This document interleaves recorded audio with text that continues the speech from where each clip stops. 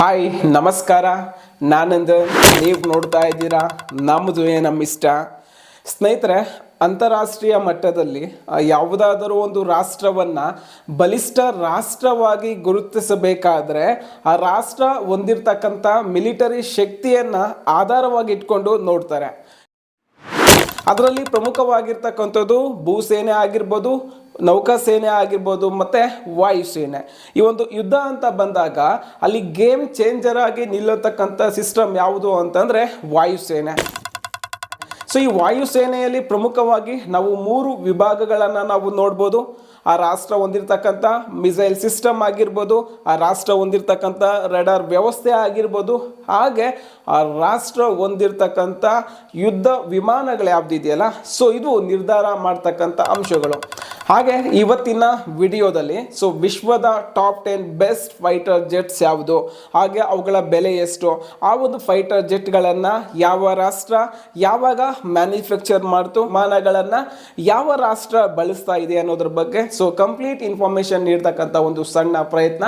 ಸ್ನೇಹಿತರೆ, ಈ ಒಂದು ಸಣ್ಣ ಪ್ರಯತ್ನಕ್ಕೆ ಸದಾ ಕಾಲ ನಿಮ್ಮ ಬೆಂಬಲ ಇರಲಿ ಅಂತ ಆಶಿಸುತ್ತಾ, ಒಂದು ಸ್ಮಾಲ್ ರಿಕ್ವೆಸ್ಟ್, ನೀವಿನ್ನು ನನ್ನ ಚಾನಲ್ಗೆ ಸಬ್ಸ್ಕ್ರೈಬ್ ಆಗಿಲ್ಲ ಅಂತಂದರೆ ದಯವಿಟ್ಟು ಸಬ್ಸ್ಕ್ರೈಬ್ ಆಗಿ, ಹಾಗೆ ವಿಡಿಯೋ ಇಷ್ಟ ಆದರೆ ಲೈಕ್, ಶೇರ್, ಕಾಮೆಂಟ್ ಮಾಡಿ ಅಂತ ಹೇಳ್ತಾ ಬನ್ನಿ ಸ್ನೇಹಿತರೆ ವಿಡಿಯೋ ಶುರು ಮಾಡೋಣ. ಹಾಗಾದರೆ ವಿಶ್ವದ ಟಾಪ್ 10 ಬಲಿಷ್ಠ ಯುದ್ಧ ವಿಮಾನಗಳ ಲಿಸ್ಟಲ್ಲಿ ಮೊದಲು ಬರ್ತಕ್ಕಂಥ ಯುದ್ಧ ವಿಮಾನ ಯಾವುದು ಅಂತಂದರೆ F-35. ಈ F-35 5th generation stealth multirole fighter jet. ಈ ಒಂದು ವಿಮಾನವನ್ನು ಮ್ಯಾನುಫ್ಯಾಕ್ಚರ್ಡ್ ಮಾಡ್ತಾ ಇರೋದು ಲಾಕ್ಹೀಡ್ ಮಾರ್ಟಿನ್. ಹಾಗಾದರೆ ಈ ಒಂದು ವಿಮಾನದ ವಿಶೇಷತೆಗಳು ಏನು ಅಂತ ನಾವು ನೋಡೋದಾದರೆ, ಇದು ಕಂಪ್ಲೀಟ್ ಆಗಿ ಸ್ಟೆಲ್ತ್ ಟೆಕ್ನಾಲಜಿಯಲ್ಲಿ ಬಿಲ್ಡ್ ಆಗ್ತಾ ಇರೋದ್ರಿಂದ ಎನಿಮಿ ಕಂಟ್ರೀಸಲ್ಲಿ ಎಷ್ಟೇ ಒಂದು ಸ್ಟ್ರಾಂಗ್ ರೆಡಾರ್ ಸಿಸ್ಟಮ್ ಇದ್ರೂ ಕೂಡ ಅದರ ಕಣ್ ತಪ್ಪಿಸಿ ದಾಳಿ ಮಾಡ್ತಕ್ಕಂಥ ಒಂದು ಸಾಮರ್ಥ್ಯ ಅನ್ನೋದು ಈ ಒಂದು ವಿಮಾನಕ್ಕಿದೆ. ಇದನ್ನು ಹೊರತುಪಡಿಸಿ air to air, air to surface, ಹಾಗೆ ಈ ಒಂದು ಎಲೆಕ್ಟ್ರಾನಿಕ್ ವಾರ್ಫೇರಲ್ಲಿ ಈ ವಿಮಾನ ಎತ್ತಿದ ಕೈ ಅಂತಲೇ ಹೇಳಬೇಕಾಗ್ತದೆ. ಈ ಒಂದು ವಿಮಾನವನ್ನು ಅಮೇರಿಕ ಹಾಗೆ ಅಮೇರಿಕದ ಮಿತ್ರ ರಾಷ್ಟ್ರಗಳಂತ ನ್ಯಾಟೋ ಅಂತ ಯಾವುದನ್ನು ಕರಿತೀವೋ ಆ ಒಂದು ರಾಷ್ಟ್ರಗಳು ಈ ಒಂದು ವಿಮಾನವನ್ನು ಬಳಸ್ತವೆ. ಸ್ನೇಹಿತರೆ, ಈ ಒಂದು ವಿಮಾನ ಏನಿದೆಯೋ ಇದು ಆಲ್ರೆಡಿ ಫ್ರೂಡ್ ಫೈಟರ್ ಜೆಟ್. ವಿಶ್ವದ ಬಲಿಷ್ಠ ರಾಷ್ಟ್ರಗಳು ಎಲ್ಲ ಯುದ್ಧಗಳಲ್ಲಿ ಈ ವಿಮಾನವನ್ನು ಬಳಸ್ತಾ ಇದೆ. ಇಸ್ರೇಲ್ ಆಗಿರ್ಬೋದು, ಅಮೇರಿಕ ಆಗಿರ್ಬೋದು, ಹಾಗೆ ನ್ಯಾಟೋ ರಾಷ್ಟ್ರಗಳಾಗಿರ್ಬೋದು. ಮತ್ತು ಈ ಒಂದು ವಿಮಾನದ ಮ್ಯಾಕ್ಸಿಮಮ್ ಸ್ಪೀಡ್ ಅಂತ ನಾವು ನೋಡೋದಾದರೆ 1.6 ಮ್ಯಾಕ್, ಅಂದರೆ ಈ ಒಂದು ಯುದ್ಧ ವಿಮಾನ ಗಂಟೆಗೆ 1800 ಕಿಲೋಮೀಟರ್ ವೇಗದಲ್ಲಿ ಚಲಿಸ್ತಕ್ಕಂಥ ಒಂದು ಸಾಮರ್ಥ್ಯ ಇದೆ. ಮತ್ತು ಈ ಒಂದು ವಿಮಾನದ ಬೆಲೆ 800 ಕೋಟಿ. ಅಂದರೆ ಇದೊಂಥರ ಬಿಳಿ ಆನೆ ಇದ್ದಂಗೆ. ಅರ್ಥ ಏನಪ್ಪ ಅಂತಂದರೆ, ಈ ಒಂದು ವಿಮಾನವನ್ನು ಪರ್ಚೇಸ್ ಮಾಡೋದಕ್ಕೆ ನಾವು ಎಷ್ಟು ಅಮೌಂಟನ್ನು ಕೊಡಬೇಕೋ ಇದರ ಒಂದು ಮೇಂಟೆನೆನ್ಸ್ಗೂ ಕೂಡ ಏನಪ್ಪ ಅಂತಂದರೆ ಅಷ್ಟೇ ಅಮೌಂಟನ್ನು ಖರ್ಚು ಮಾಡಬೇಕಾಗುತ್ತೆ. ಈ ರೀಸನಿಂದ ಬಹುತೇಕ ರಾಷ್ಟ್ರಗಳು ಈ ವಿಮಾನದ ಡೀಲನ್ನು ಕ್ಯಾನ್ಸಲ್ ಮಾಡ್ಕೊಳ್ತಾ ಇವೆ. ಸ್ನೇಹಿತರೆ, ಇನ್ನು ಅದೇ ರೀತಿಯಾಗಿ ಸೆಕೆಂಡ್ ಪ್ಲೇಸಲ್ಲಿ ಬರ್ತಕ್ಕಂಥ ಫೈಟರ್ ಜೆಟ್ ಯಾವುದು ಅಂತಂದರೆ F-22 ರ್ಯಾಪ್ಟರ್. ಈ ಒಂದು ಯುದ್ಧ ವಿಮಾನವನ್ನು ಕಿಂಗ್ ಆಫ್ ಸ್ಕೈ ಅಂತಾನೆ ಕರೀತಾರೆ. ಇದನ್ನು ಮ್ಯಾನುಫ್ಯಾಕ್ಚರ್ ಮಾಡ್ತಾ ಇರೋದು ಅಮೇರಿಕದ ಲಾಕ್ಹೀಡ್ ಮಾರ್ಟಿನ್. ಇದು 5th generation complete stealth fighter jet. ಅದೇ ರೀತಿಯಾಗಿ ಈ ಒಂದು ವಿಮಾನದ ವಿಶೇಷತೆಗಳಂತ ನಾವು ನೋಡೋದಾದರೆ F-35 ಥರ ಇದು ಕೂಡ ಕಂಪ್ಲೀಟ್ ಸ್ಟೆಲ್ತ್ ಟೆಕ್ನಾಲಜಿಯಿಂದನೇ ಮ್ಯಾನುಫ್ಯಾಕ್ಚರ್ಡ್ ಆಗ್ತಾ ಇದೆ. Air to air, air to surface ದಾಳಿ ಮಾಡ್ತಕ್ಕಂಥ ಒಂದು ಕೆಪಾಸಿಟಿ ಈ ಒಂದು ಯುದ್ಧ ವಿಮಾನಕ್ಕಿದ್ದು. ಮತ್ತು ಇದು ಒಂದು ಏರ್ ಸುಪೀರಿಯರಿಟಿ ಹಾಗೆ ಸ್ಟೆಲ್ತ್ ಫೈಟರ್ ಜೆಟ್. ಅದೇ ರೀತಿಯಾಗಿ ಈ F-22 ರ್ಯಾಪ್ಟರ್ ಏನಿದೆಯೋ ಇದನ್ನು F-35 ಅವರ ಅಪ್ಪ ಅಂತಲೇ ಕರಿಬೇಕು. ರೀಸನ್ ಏನು ಅಂತಂದರೆ, ಇದರ ಒಂದು maximum speed 2414 kilometre per hour. ಹಾಗೆ ಇದು ಸುಮಾರು 60,000 ಅಡಿಗಳ ಎತ್ತರದಲ್ಲಿ ಹಾರಾಡೋ ಕೆಪಾಸಿಟಿ ಇದೆ.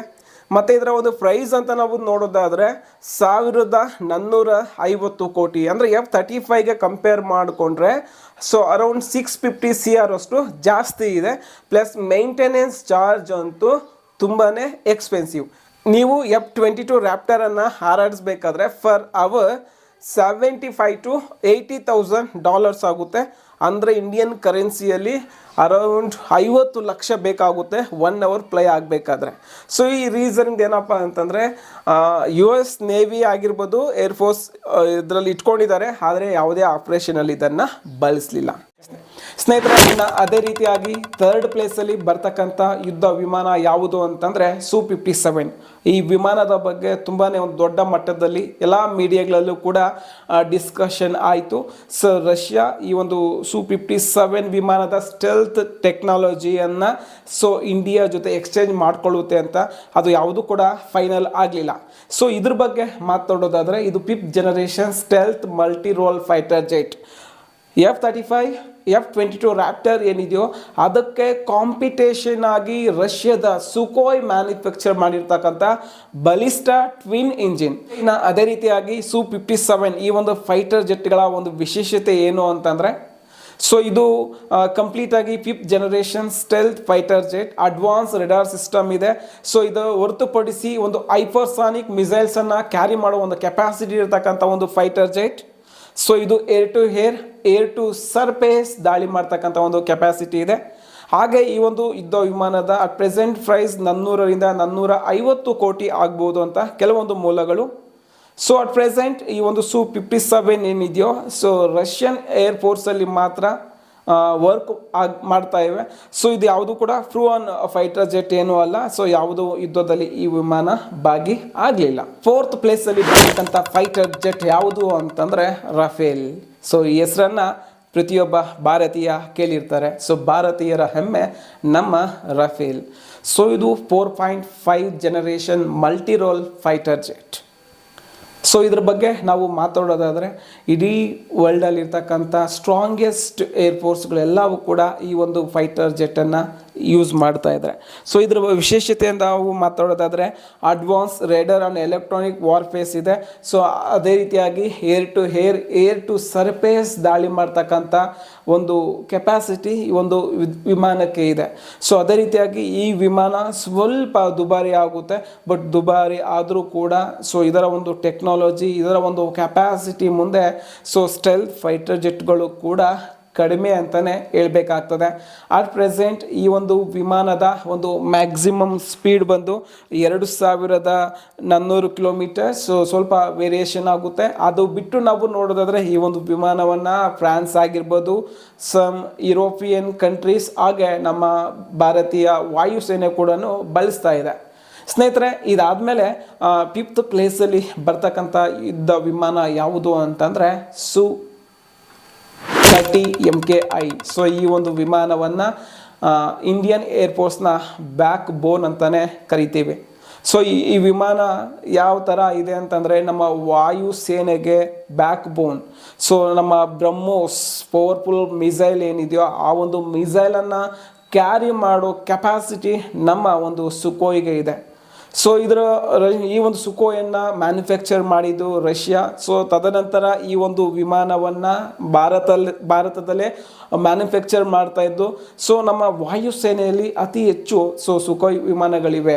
ಸ್ನೇಹಿತರೆ, ಇನ್ನು ಅದೇ ರೀತಿಯಾಗಿ 6th ಪ್ಲೇಸಲ್ಲಿ ಬರ್ತಕ್ಕಂಥ ಫೈಟರ್ ಜೆಟ್ ಯಾವುದು ಅಂತಂದರೆ ಯೂರೋಫೈಟರ್ ಟೈಫೂನ್. ಸೊ ಈ ಒಂದು ವಿಮಾನವನ್ನು ಡೆಸರ್ಟ್ ಏವಿಯೇಷನ್ ಮ್ಯಾನುಫ್ಯಾಕ್ಚರ್ ಮಾಡ್ತಾ ಇದ್ದು. ಸೊ ಇದು ಕೂಡ 4.5 generation multi role twin engine fighter jet. So ಈ ವಿಮಾನದ ವಿಶೇಷತೆ ಅಂತ ನಾವು ನೋಡೋದಾದರೆ advance radar and electro warfare ಸಿಸ್ಟಮನ್ನು ಹೊಂದಿದ್ದು. ಇದು ನ್ಯೂಕ್ಲಿಯರನ್ನು ಕ್ಯಾರಿ ಮಾಡ್ತಕ್ಕಂಥ ಕೆಪಾಸಿಟಿ ಹೊಂದಿರತಕ್ಕಂಥ ವಿಮಾನ ಅಂತಲೇ ಹೇಳಬೇಕಾಗ್ತದೆ. ಸ್ನೇಹಿತರೆ, ಇದಾದ ನಂತರ 7th ಪ್ಲೇಸಲ್ಲಿ ಬರ್ತಕ್ಕಂಥ ಫೈಟರ್ ಜೆಟ್ ಯಾವುದು ಅಂತಂದರೆ F-18 ಆರ್ನೋಟ್. ಸೊ ಈ ಒಂದು ವಿಮಾನವನ್ನು ಅಮೇರಿಕಾದ ಬೋಯಿಂಗ್ ಮ್ಯಾನುಫ್ಯಾಕ್ಚರ್ ಮಾಡ್ತಾ ಇದ್ದು. ಸೊ ವಿಮಾನದ ಒಂದು ವಿಶೇಷತೆ ಏನು ಅಂತ ನಾವು ನೋಡೋದಾದರೆ ಇದು ಮಲ್ಟಿ ರೋಲ್ ಫೈಟರ್ ಜೆಟ್. ಇದು ಒಂದು ಹೈ ಪೇಲೋಡ್ ಕೆಪಾಸಿಟಿಯನ್ನು ಹೊಂದಿರತಕ್ಕಂಥ ವಿಮಾನ ಇದು. ಸೊ ಇದು ಏರ್ ಟು ಸರ್ಫೇಸ್ ದಾಳಿ ಮಾಡ್ತಕ್ಕಂಥ ಒಂದು ಕೆಪಾಸಿಟಿ ಈ ವಿಮಾನಕ್ಕೆ ಇದೆ. ಸೊ ಈ F-35 ಆಗಿರ್ಬೋದು, F-22 ಆಗಿರ್ಬೋದು, ಸೊ ಇದು ಬರೋದಕ್ಕಿಂತ ಮುಂಚೆ ಅಮೇರಿಕದ ಏರ್ಫೋರ್ಸ್ನ ಬ್ಯಾಕ್ ಬೋನ್ ಆಗಿದ್ದು ಸೊ F-16 ಹಾಗೆ F-18. ಸ್ನೇಹಿತರೆ, ಇದಾದ ನಂತರ ನೆಕ್ಸ್ಟ್ ಪ್ಲೇಸಲ್ಲಿ ಬರ್ತಕ್ಕಂಥ ಯುದ್ಧ ವಿಮಾನ ಯಾವುದು ಅಂತಂದರೆ MiG-35. ಸೊ ಈ ಒಂದು ಯುದ್ಧ ವಿಮಾನವನ್ನು ರಷ್ಯಾದ ಮಿಕೋಯನ್ ಕಂಪನಿ ಮ್ಯಾನುಫ್ಯಾಕ್ಚರ್ ಮಾಡ್ತಾ ಇದ್ದು. ಸೊ ಇದು 4.5 generation multi role fighter jet. So ಈ ವಿಮಾನದ ವಿಶೇಷತೆ ಏನು ಅಂತಂದರೆ ಏರ್ ಟು ಸರ್ಫೇಸ್ ದಾಳಿ ಮಾಡ್ತಕ್ಕಂಥ ಒಂದು ಕೆಪಾಸಿಟಿ ಇದ್ದು advance aviation multi role fighter jet ಇದಾಗಿದೆ. ಹಾಗೆ ಇದು ಮೇಯ್ನಾಗಿ ಏನಪ್ಪ ಅಂತಂದರೆ ಈ MiG-35 ಅಂತಂದ್ರೆ ಡಾಗ್ ಫೈಟಿಗೆ ಹೇಳಿ ಮಾಡಿಸಿರ್ತಕ್ಕಂಥ ಒಂದು ವಿಮಾನ ಅಂತಕ್ಕಂಥದ್ದನ್ನ ಸೊ ಕೆಲವೊಂದು ರಿಪೋರ್ಟ್ಸ್ ಅನ್ನೋದು ಹೇಳ್ತಾ ಇದೆ. ಸ್ನೇಹಿತರೆ, ಇದು ಆಗಿದ್ದಾದಮೇಲೆ ಸೊ ಸ್ವೀಡನ್ ಗ್ರಿಫಾನ್. ಸೊ ಈ ಒಂದು ಗ್ರಿಫಾನ್ ಬಗ್ಗೆನೂ ಮಾತಾಡೋದಾದರೆ ಇದು ಕೂಡ ಅಡ್ವಾನ್ಸ್ ಫೈಟರ್ ಜೆಟ್. ಸೊ ತುಂಬ ಏರ್ ಟು ಸರ್ಫೇಸ್ ದಾಳಿ ಮಾಡ್ತಕ್ಕಂಥ ಒಂದು ಕೆಪಾಸಿಟಿ ಅನ್ನೋದಿದೆ.